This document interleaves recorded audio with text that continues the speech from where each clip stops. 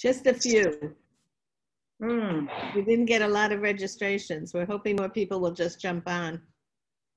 We're talking that we've got to do some better marketing. Yeah. Yeah. I don't know how. Yeah, you did LinkedIn. Yeah, I did LinkedIn. We might. You put it in Spanish and in English, yeah? Yes, saying that it will be in English.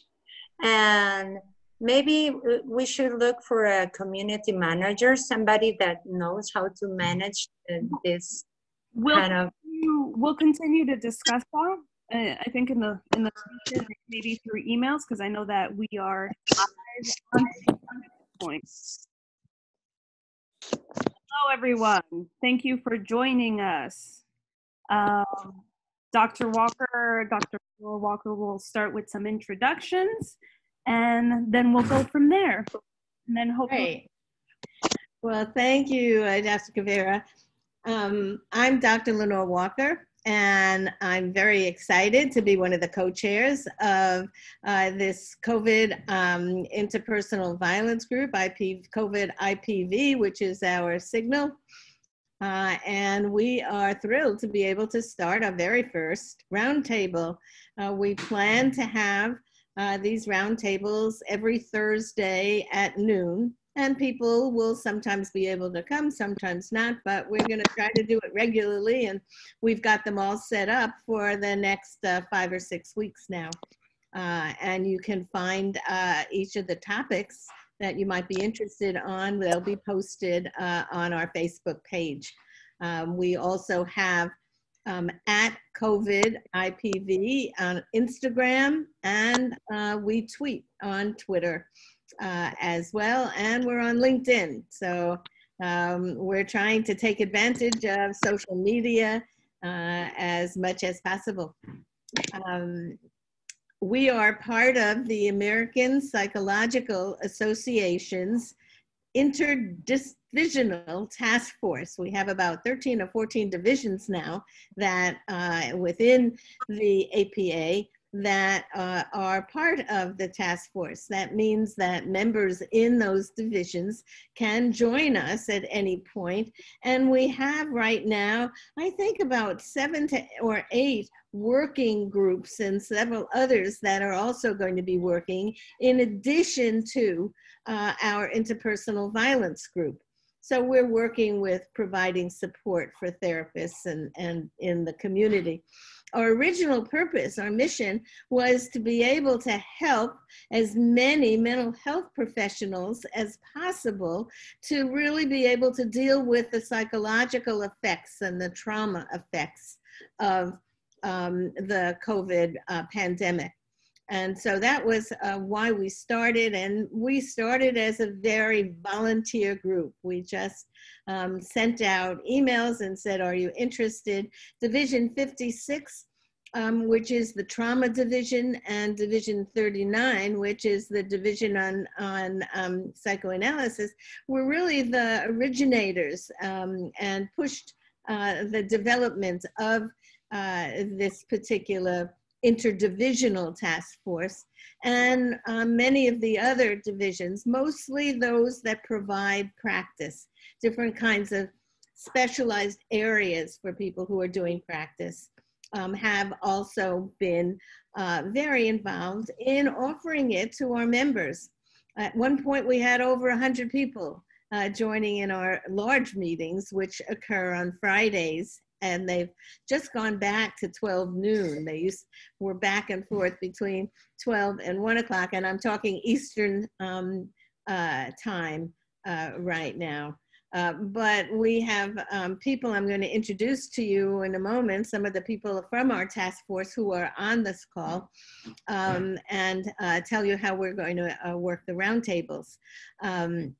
So we have a very big variety of people at different stages of our careers, and people who represent all kinds of diversity groups, because one of our biggest goals was to make sure that all people who needed our services had access. We know that the one thing that COVID has brought clear to everybody is that access to healthcare is not fair, not equitable. And so most of us really want to try to make it as equitable as possible. We were very surprised once we started dealing with putting our materials out for mental health professionals that many people joined in and we decided then to make our materials user-friendly for everybody. So we're friendly, we hope, for lay people as well as for people who are specializing in delivering services. We hope that you'll be excited as we are because we're really learning, all of us are learning at the same time how to modify what we know how to do to be able to attract people and help people as we go through this worldwide pandemic together. So let me start by telling you I'm going to first introduce our group. So you see the people who have been part of our group that are working with us. And then I think two of our group are going to do a short presentation, and we'll mute everybody during that period of time. And then we're going to open up the mics. We also have the chat functioning working on Zoom, and we have the ability to read questions that people might ask us on Facebook because we're both live on Facebook and we're live on Zoom as well. And then so after the presentations, we're then going to just have a roundtable discussion. And hopefully we'll see where it goes. It's going to be new and exciting for us as well. So with that, let me start. You met Dr. Giselle Gaviria when we first started because she's hosting and she's going to be one of our presenters. And she is a psychologist who is working in Fort Lauderdale and Boca Raton, West Palm Beach, Florida, where I am working as well. And next to her on my screen is Dr. Rohini Gupta, and she is a professor at the University of Denver, and she's in private practice as a psychologist in Denver, just building her private practice for those of you who are local in Denver. If we go down to the next line on my computer, it may be different, so wave when I introduce you, is Marilyn Sefer, who is in Israel. She's coming to us from Haifa, Israel, and we're very excited because we are an international group. She has also been on the faculty at the University of Haifa, actually started one of the very first women's studies programs and works as a psychologist there with many of the groups in Israel as well.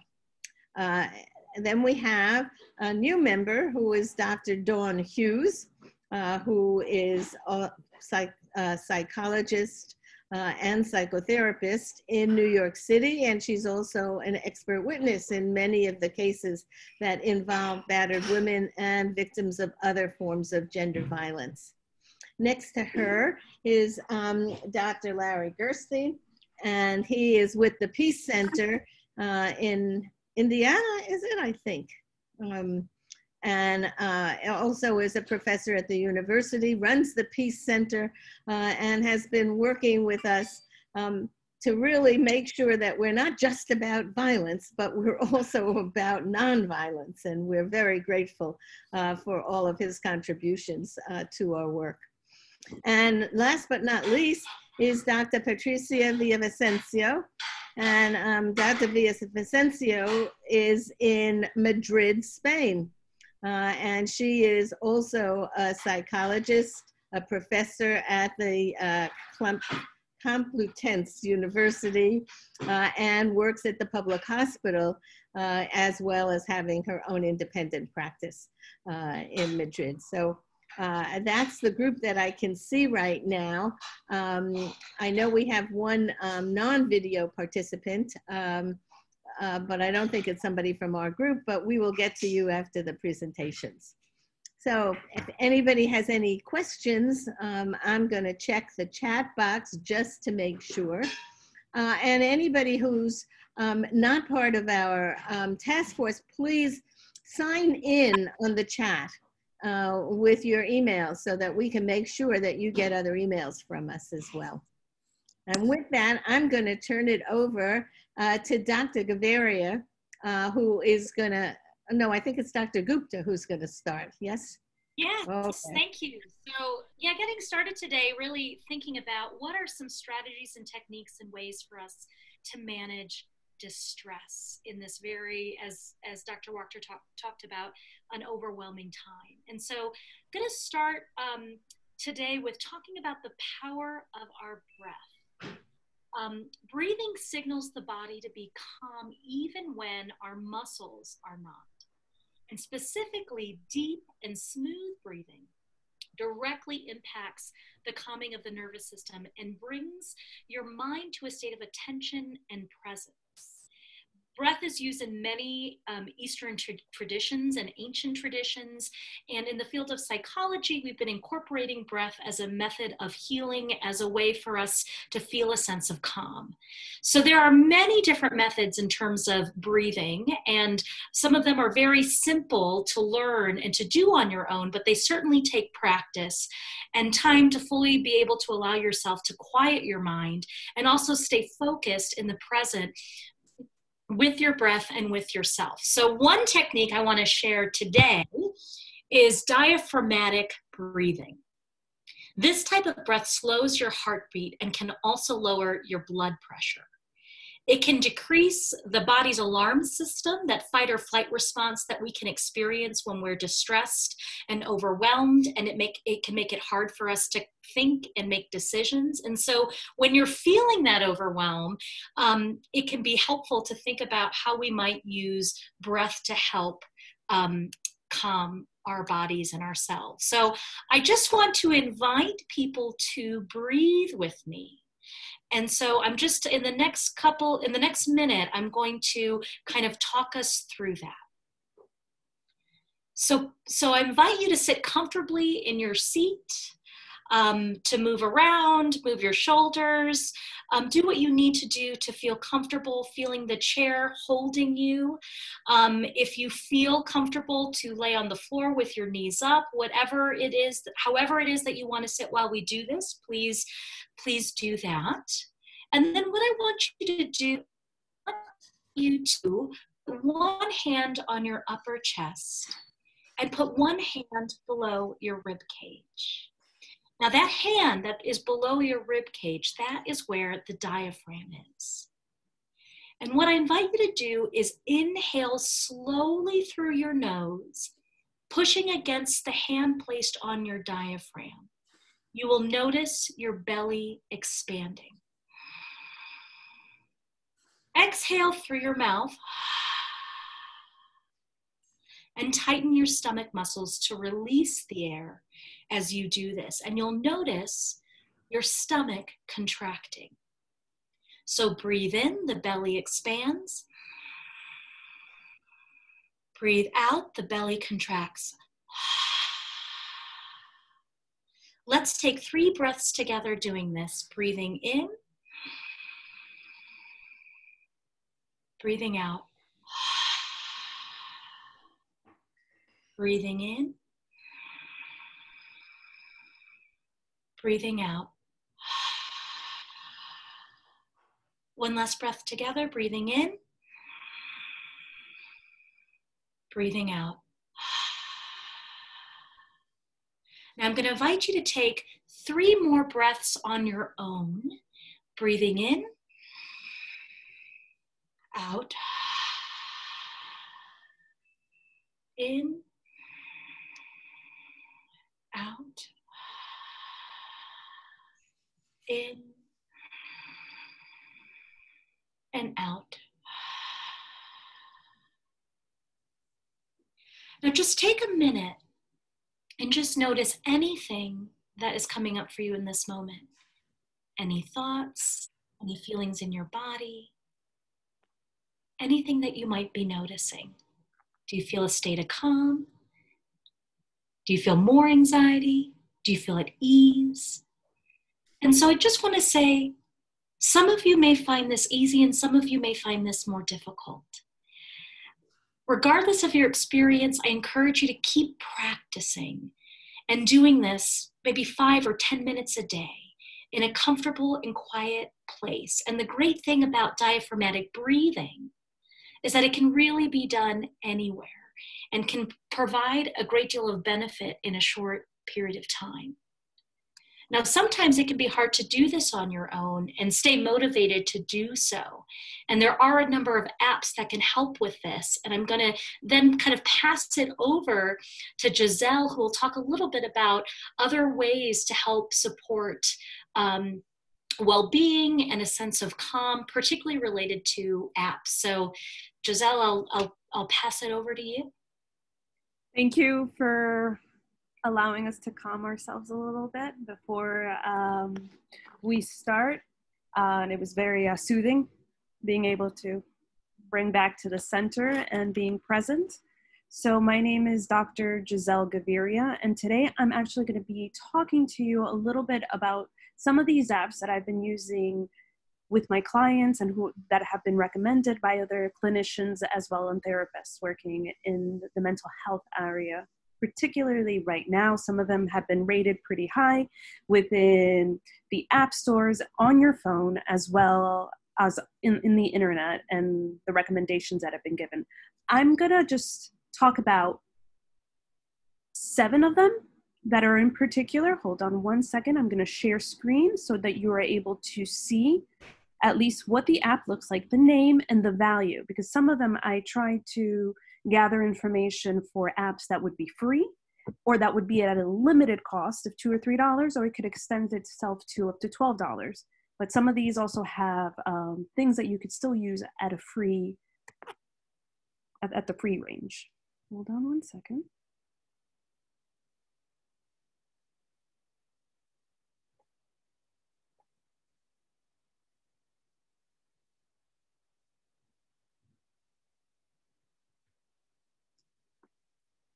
So many individuals have found these apps very useful, but we're not endorsing any of them. We're just here to share the information for all of you to learn. And then the first one that I brought up is iMood Journal, and it's actually very colorful, very bright, and it has a $2.99 value if you could use it on either Apple or Androids or Google phones, and it's part of a personal journal, a mood tracker, and it helps you distinguish where you're going in the patterns and what's going on when you're having. You could even take pictures of yourself during this process to see how you're looking, particularly during the time being.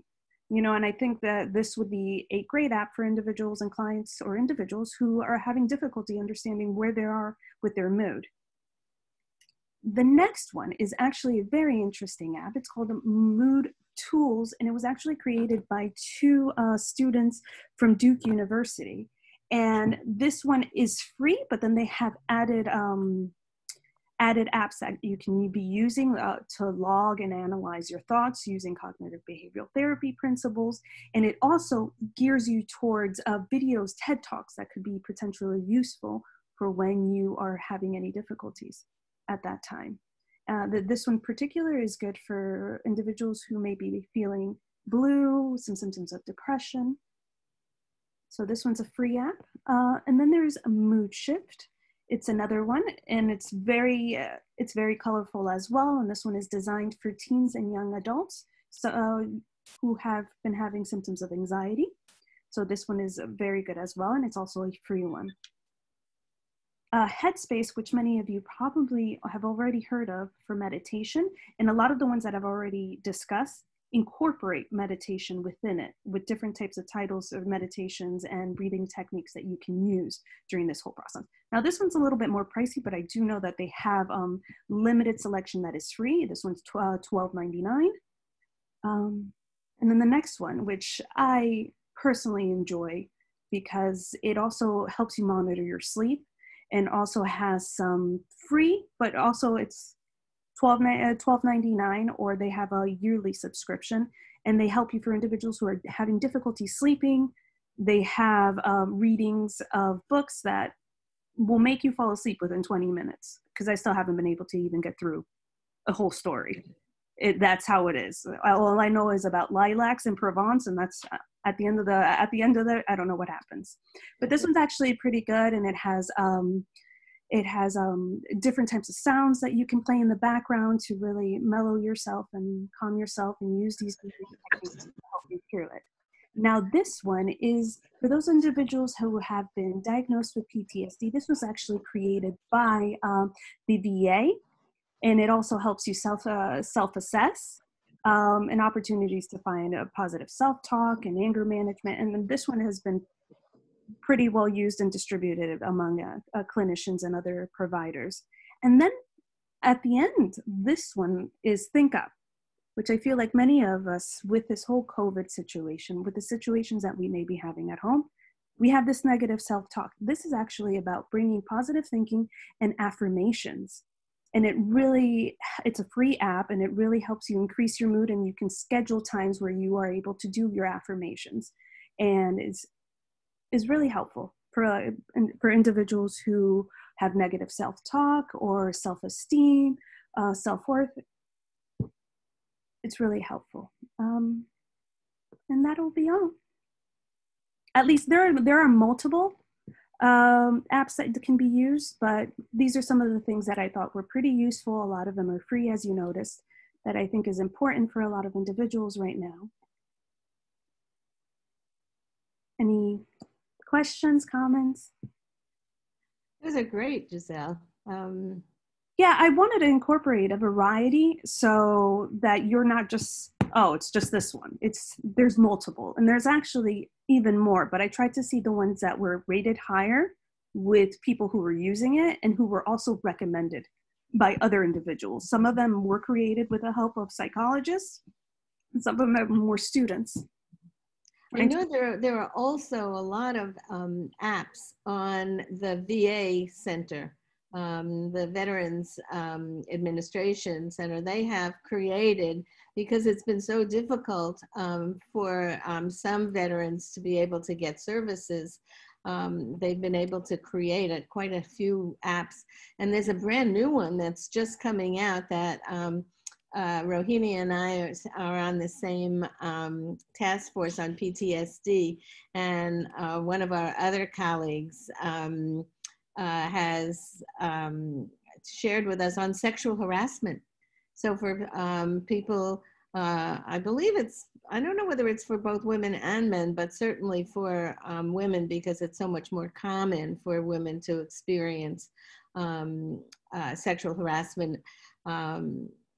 It's also been an app that they've just brought out, and we've been waiting for her to teach it to us. Yes. And I will say, with apps, what can be really helpful is, especially if you're having difficulty accessing psychotherapy, that kind of utilizing these until perhaps you can access psychotherapy.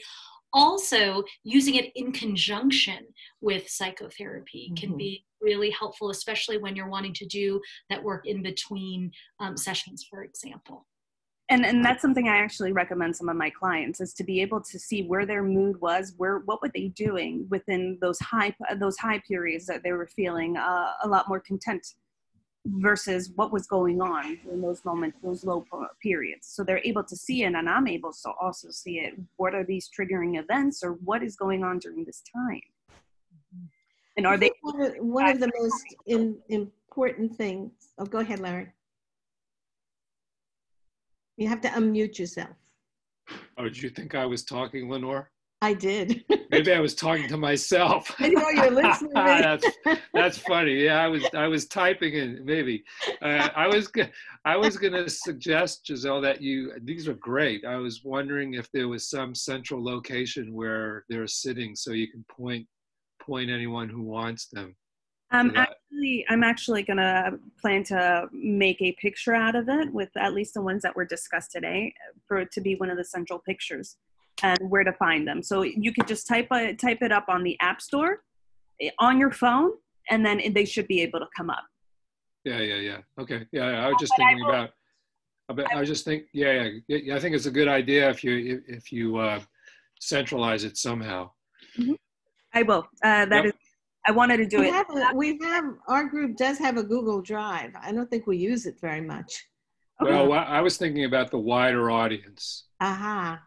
Yeah, the wider audience. I'm planning to make a picture poster to then post it and distribute it. And we can put it on our Facebook pages too. Yep. Be great. Yep. There's also just how the CBTI app for sleep, which is also from the National Center for PTSD, which is really helpful to add to that people can start to, obviously the anxiety and trauma goes up, sleep goes out the window, so that they can have an opportunity to see that too. And then I just have a comment about Dr. Goop. I love what you're doing about the breath.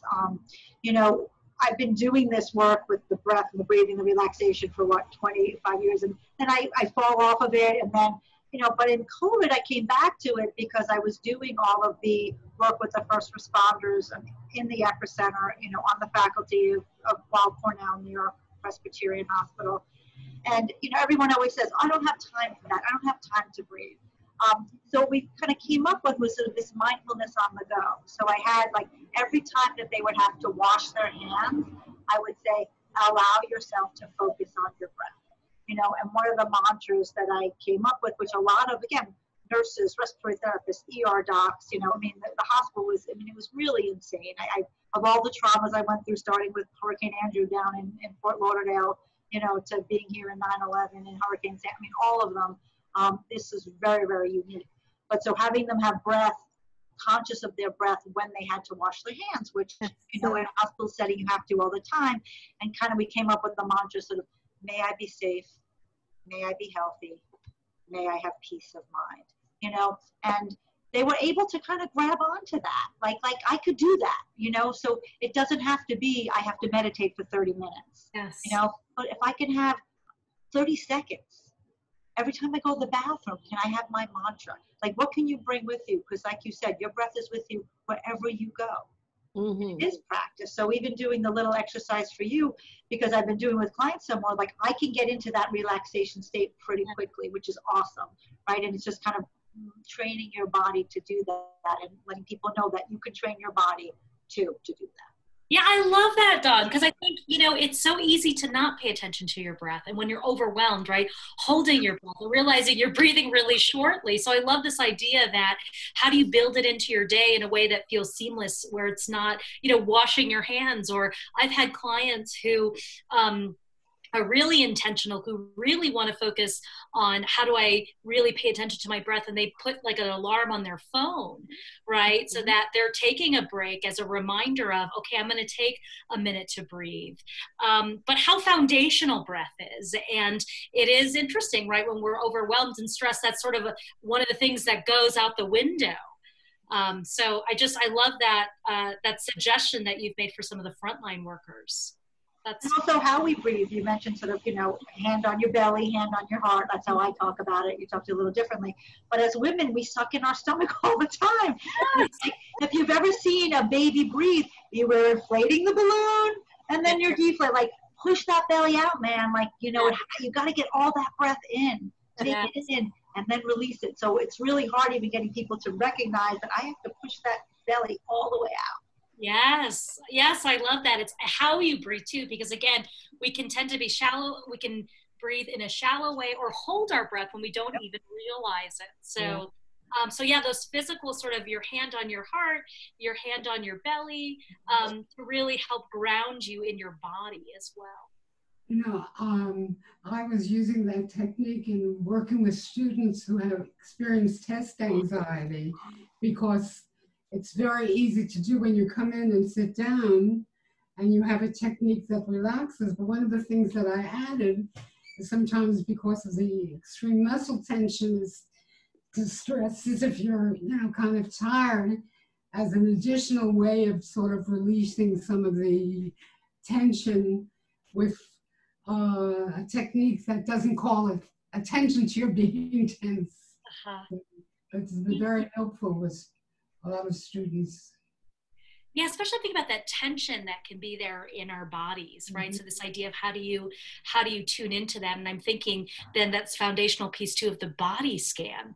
How sometimes, right? I with the clients that I work with and the communities I work with, we might start a meeting or a session with a body scan and notice where the tension is, and then breathing into that area and breathing it in and then releasing, you know, that tension. So that's, Marilyn, thanks for bringing up that somatic piece, right? And how we can store stress and anxiety in our bodies. And so how do we pay attention to that just as much as we might pay attention to our thoughts and our feelings?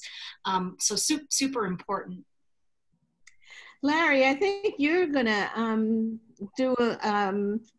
share with us some ideas about different cultures and how they use some of these techniques. Yeah. Thanks, Lenore. And I can spin off of what Dawn was talking about. I really like that focus, that particular meditation, and how it's in your day-to-day experience. So it's an active way of engaging. It's much better than singing happy birthday. Yeah, I don't like the happy birthday. Yeah. And what struck me, I really like the mantra. I wanted to suggest that maybe you include one other line in it, and it would be, may others be safe as well. So I do both. So you do for yourself, right? Because we need to take care of yourself, and then you pay it forward. And what I say in that sort of mindfulness exercise, it may be a patient you just left, and maybe you're thinking about your mom, and maybe you're thinking about your senile dog, like whatever it is at that moment. And then we say, you know, may you be safe, may you be healthy, may you be peace of mind. So we do the both. Great. So I'm a long time student of Asian philosophy and religion. And one of the things that really is powerful is the idea that in those practices, unlike the Judeo-Christian Islamic practices, their prayers are done for the benefit of all sentient beings, not themselves. So the meditation or the mantra is really more about the interconnectedness of us all. And even like taking vitamins or medicine, or going to a doctor for an examination or a surgery, the mindset is that I'm doing these things not for the benefit of me, but for the benefit of all sentient beings. And it really changes the kind of the cognitive focus. And I think right now it's even more important for us to, and I not everyone believes this, more important for us to recognize that we're interdependent. And there's no way of really escaping that. I mean, the physicists tell us that too. So yeah, I wanted to share that part. And that's not what I had planned to chip in today, but I think it's really relevant to what you're talking about. And I really like Thich Nhat Hanh's work around meditation and mantra, because it's a living practice, and it has the ability, and I mean, I try to use that all the time. Like, you know, the opportunity today, I was at the bank, I had to wait forever. And I try to reframe it and think about it. Okay, this is an opportunity for me to practice calming myself down. Interesting. Yeah. So I was going to chip in about emotion regulation, but if there's not time, I'll pass on it. No. We have time. We okay. We definitely do have time, and we're opening. This is, I guess, a little bit more different than what we expected it to be. We're chiming in whenever we have a comment or concern or a question. But no, definitely, Larry, we wanted to hear what you had to say. Yeah, so similar to what I was saying about, you know, how different cultures approach meditation and the practice really of daily living, there are also really huge differences in emotion regulation around the world and what that means to people. So, for instance, again, I know Asian cultures pretty well. In Asian cultures, a stranger is not going to see your anger. It's considered a gift to let somebody see your anger. So there are lots of implications to that, right? As far as domestic violence and interpersonal violence are concerned, because the perpetrator might not fess up to it very easily and be more resistant to it than what we're normally accustomed to experiencing when people come in. So if you see somebody's anger, an Asian's anger, then you know you're good friends and you know you're intimate. And in fact, I've heard people say, I only share my anger with my wife or my husband. Nobody else gets to see it. So it kind of takes this idea of violence in a different direction and makes it more difficult, I think, to get at. The other piece that I wanted to share is that the emotions regulation strategies that are used by people around the world vary. So while we think that suppression and cognitive reappraisal are universal, and they could be, the research is out on that right now, how they're used varies. So for Asians and some other populations around the world, they will suppress extremes of emotion because the dialectic is where they live. You know, you can't have joy without sorrow. You can't have sadness without happiness. And so they kind of move themselves, they navigate their emotional world in relation to that dialectic. And I think some scholars in Asia have been real critical of positive psychology in that regard as a goal, because happiness is not a goal for everyone. The dialectic is a goal. You know, humble, if you want to be humble, then you don't show your happiness, you don't show your pride. You try to regulate it to a point where, you know, you're managing both at the same time. I'll stop there. That's very interesting.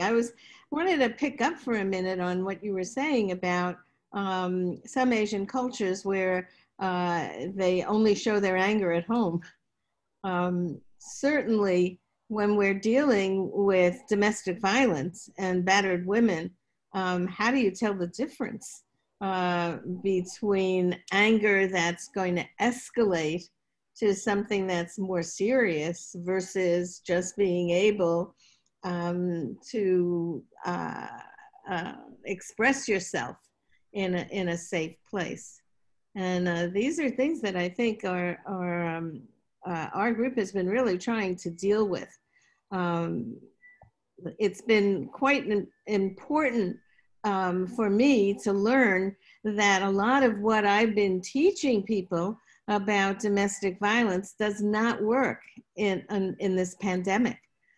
For example, we can't spend a lot of time doing long exercises. The short ones that we're doing today, I think are much more likely to be used during this pandemic.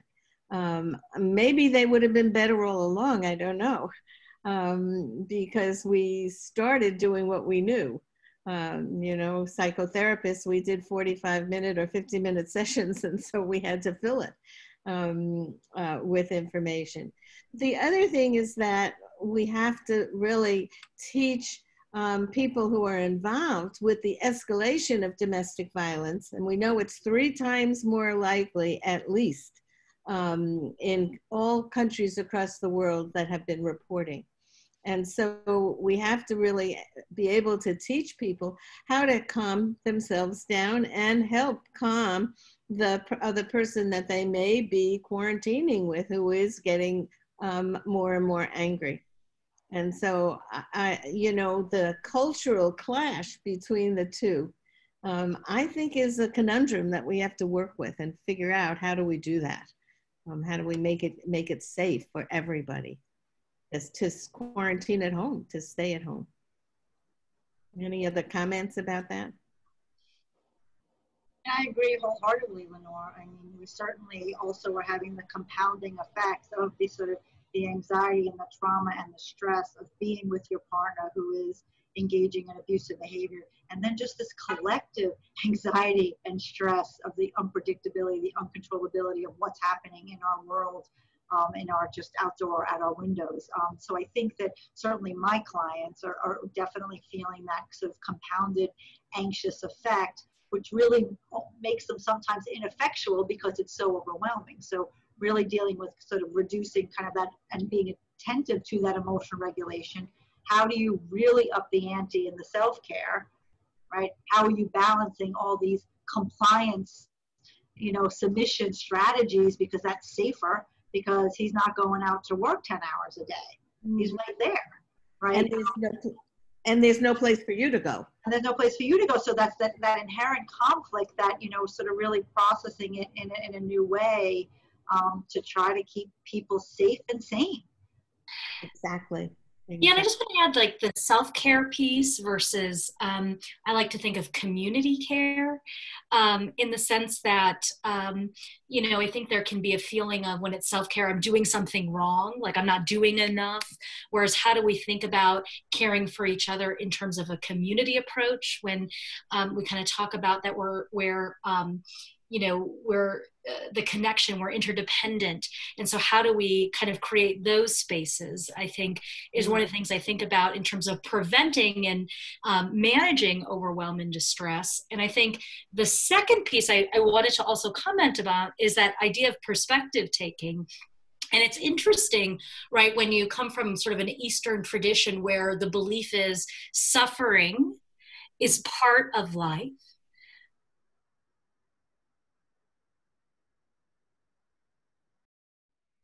It's interesting then, for example, we kind of look at that, is that if there is the perspective of suffering as part of life, then, you know, does that may in itself, that perspective taking may decrease the stress, because there's less dissonance between this is how the world should be and this is what I experience.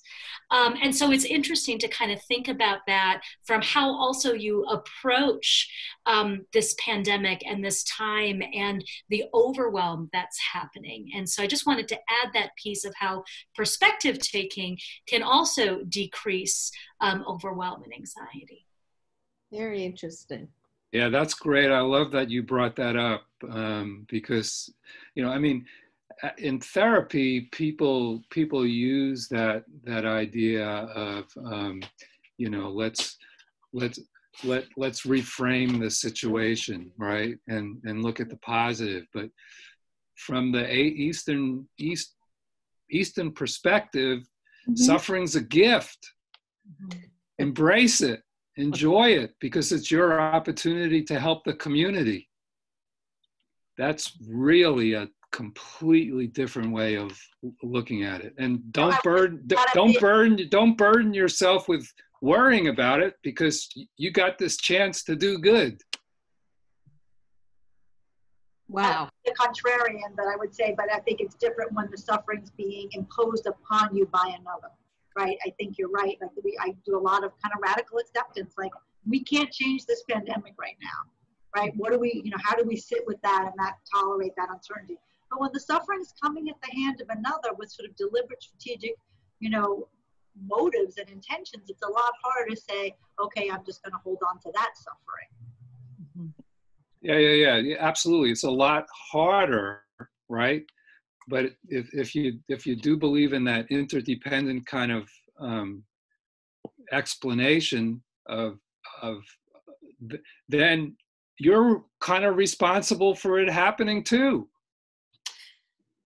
Oh boy. When you work in the area. Isn't it the highway for Lenora? No, but I mean we can go back to its perspective, right? That would be heretical. I think you can accept suffering, but it doesn't mean that you don't do anything about it.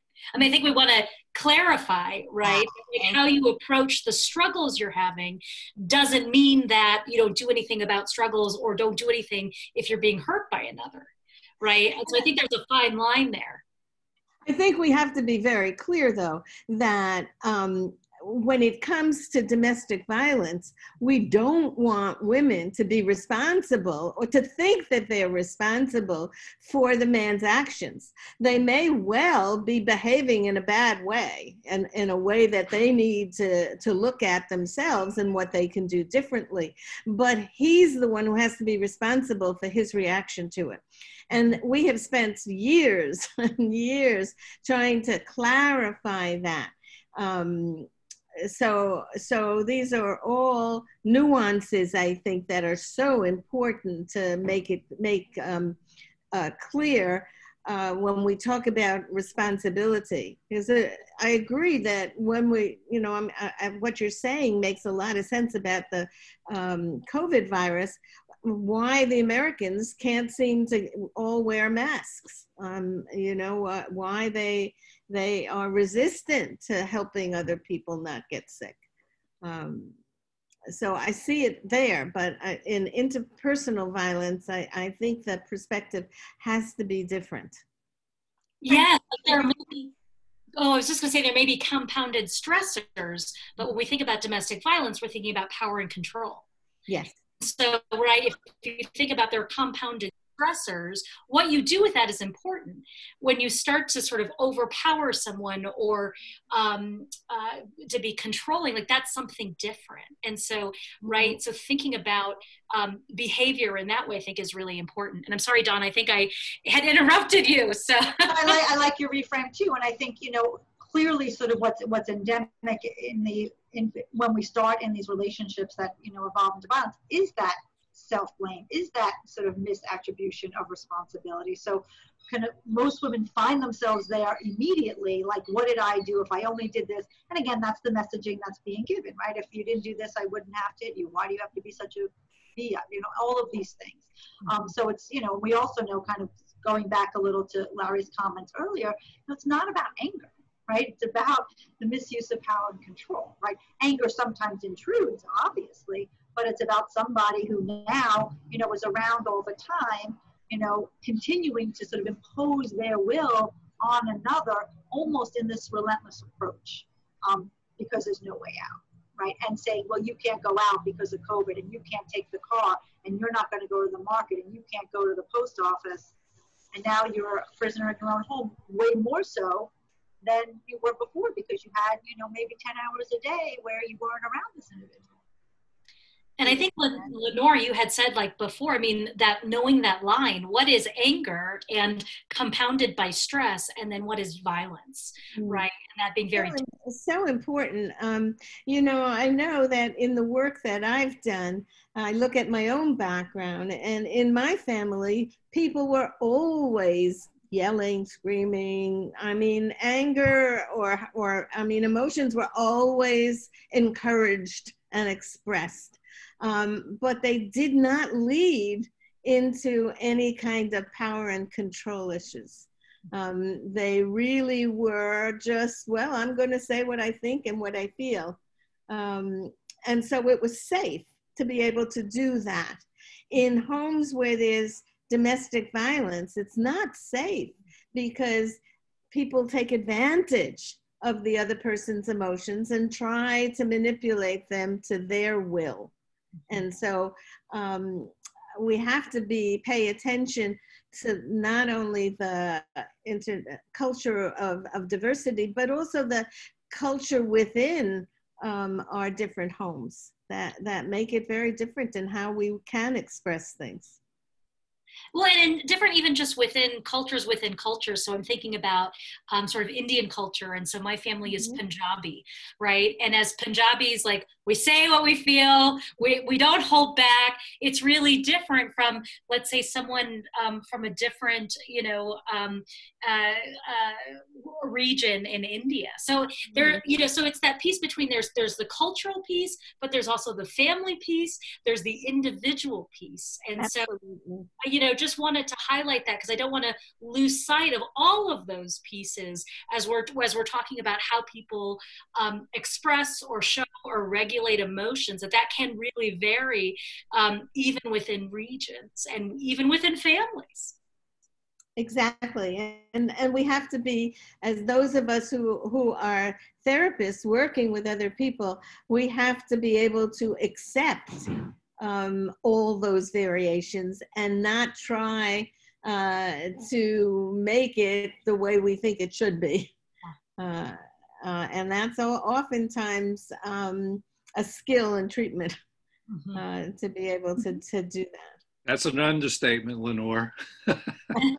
a big understatement. Well, it's true. My favorite statement when I'm training students is to tell them that timing is everything. You could say something one way at one point and you say it in the same exact way at another point, and it's totally received differently. Yes. So all of these things are factors that we have to deal with. And it's no different when we're dealing with somebody who has the overlay of trauma, as Dawn, you were saying, on top of the normal kinds of, or whatever normal might be for people. So it's an interesting balance that we're always trying to work with. Just add the critical ingredient, right, of having, your family, Dr. Gupta's family, it doesn't have that element of fear, right? It doesn't have that element of robbing choice making. It doesn't have that element of, do I have to ask permission to do something? Or if I do, right? All of these things that go through women's minds for something simple as wanting to go get an avocado sandwich, So it robs that freedom of thought, of movement, that, those are those critical ingredients when I talk to people about, are you afraid to say what you think? What is it? What does it mean when you say, well, why don't I ask? Why do you have to ask? You're not a child. Like, when you start thinking about those things, that differentiates that. You want to be an explosive family, fine, but as long as everybody's safe, and everybody's respected within those, boundaries, that's a different story. Right. Our family, you were rewarded for saying what you think.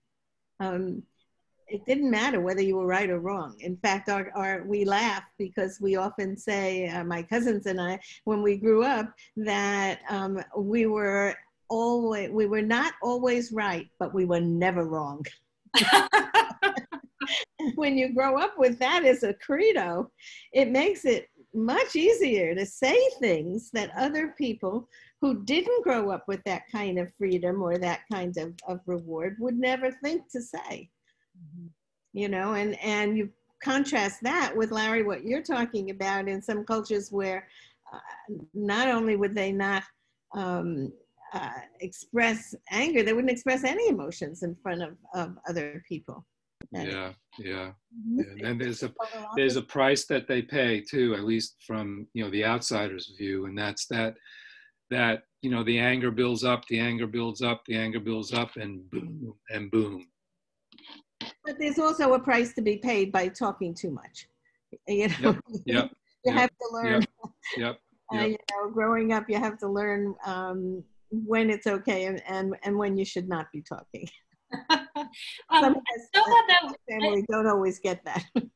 So there's another interesting piece to this that I didn't mention, but maybe is important, in that the nonverbal behavior varies too. So how we show emotion in our face does vary by culture. So for some cultures, you'll get more out of looking at the mouth. In other cultures, you get more looking at the eye and these muscles over here. And what's going to happen now with masks? Yeah. There you have it. Yep. That's that's a good. whole dimension. Hard to read people. It really is. It's really hard in our psychiatric facilities, because I was doing all the interventions with our, our psych flaws, and how do you read a person when you come into the room and you're all covered up, right? Baby scan the face to see safe, not safe, happy, sad, and now we're like this, Mm-hmm. It's very Yeah. tricky. I just wanted to highlight one last thing, and I'm realizing we just have a few minutes left, but Dawn, I appreciated that you're centering this idea about fear.